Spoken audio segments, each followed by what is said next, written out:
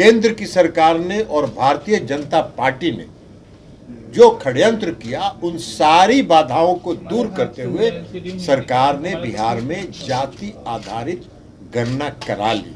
जाति आधारित गणना के बाद बिहार की सरकार अति पिछड़े वर्ग के लोगों के लिए जो भी मुख्य धारा में समाज में लाने में उसके लिए जो प्रयास करना होगा जरूर करेगी। लेकिन इस जो केंद्र की सरकार है, नरेंद्र मोदी जी की सरकार है, उसको समर्पण से और किसी वर्ग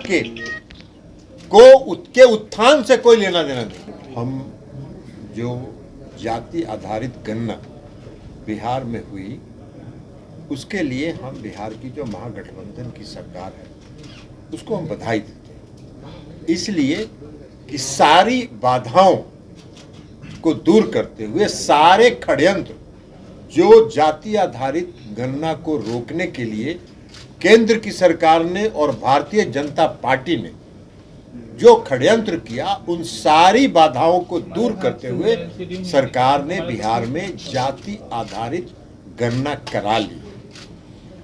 इसलिए कि सरकार जो बिहार की है, महागठबंधन की जो सरकार है, वो वास्तव में उसका समर्पण है न्याय के साथ विकास। और आप सबको मालूम है कि बिहार में नीतीश कुमार जी जब से शासन में आए हैं तब से न्याय के साथ विकास के कार्यक्रम को वो चलाते हैं।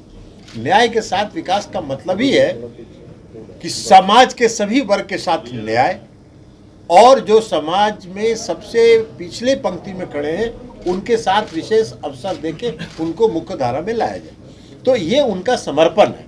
और हम समझते हैं कि इस जाति आधारित गणना के बाद बिहार की सरकार अति पिछड़े वर्ग के लोगों के लिए जो भी मुख्य धारा में समाज में लाने में उसके लिए जो प्रयास करना होगा जरूर करेगी। लेकिन जो दुमुहा साहब के लोग हैं उनका भी आज हमने बयान देखा है। माननीय श्री सुशील कुमार मोदी जी जो छपास रोग से ग्रस्त रहते हैं, उनका भी बयान हमने देखा है। वो कह रहे थे कि तो हम ही लोग थे सरकार में तब ना हुआ।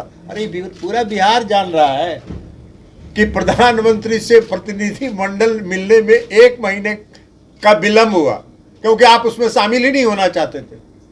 और जब बिहार के मुख्यमंत्री ने तय कर दिया कि अब कोई आए चाहे नहीं आए हम तो करेंगे ही, तब आप मजबूरी में आए। लेकिन उसको रोकने के लिए जो हाई कोर्ट में और सुप्रीम कोर्ट में आपने षड्यंत्र किया, आत्मचिंतन करिए, जरा अपने गिरेबान में झांक के देखिए। अति पिछड़े वर्ग के लोगों के और पिछड़े वर्ग के लोगों के सामने भारतीय जनता पार्टी का चेहरा उजागर हो चुका है, वो बेनकाब हो चुके हैं। सर, अब दूसरे स्टेट्स में भी डिमांड होने लगी है। देखिए, आपको एक बात बता देते हैं, इसीलिए हम लोगों ने पार्लियामेंट में मांग की थी और माननीय मुख्यमंत्री नीतीश कुमार जी भी मिले थे गृह मंत्री जी से, हम भी उनके साथ थे उसमें। उन्होंने ये कहा था कि 1931 के बाद इस देश में जातीय जनगणना नहीं हुई और एक बार यह जानना जरूरी है, अगर आप देश का विकास चाहते हैं तो एक बार यह जानना जरूरी है कि समाज में कौन सी जाति, किस समाज के लोग कितने पीछे हैं। तो यह जानने के लिए भी आवश्यक है। नहीं माना भारत सरकार, और जब भारत सरकार ने नहीं स्वीकार किया तब बिहार ने जाति आधारित गणना कराई, क्योंकि जनगणना कराने का अधिकार राज्य को नहीं है, इसलिए सरकार ने गणना कराई।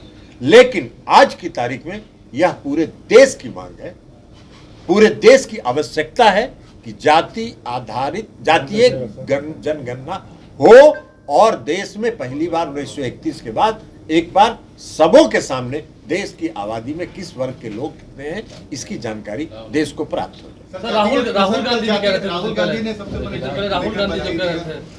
देखिए, सभी करेंगे, देश की मांग है। हमने बताया कि यह देश की आवश्यकता है और देश की मांग भी है।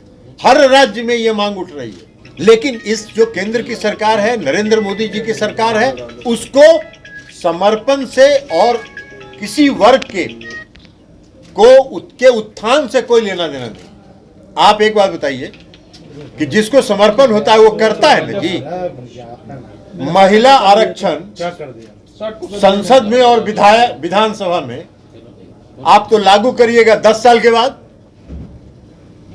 तो आज ये विशेष समारोह आयोजित करके इतना बड़ा इवेंट ऑर्गेनाइज करके करने की क्या जरूरत थी? ये तो नवंबर दिसंबर में जब मानसून थी विंटर सेशन होता तो आप ले आते बिल।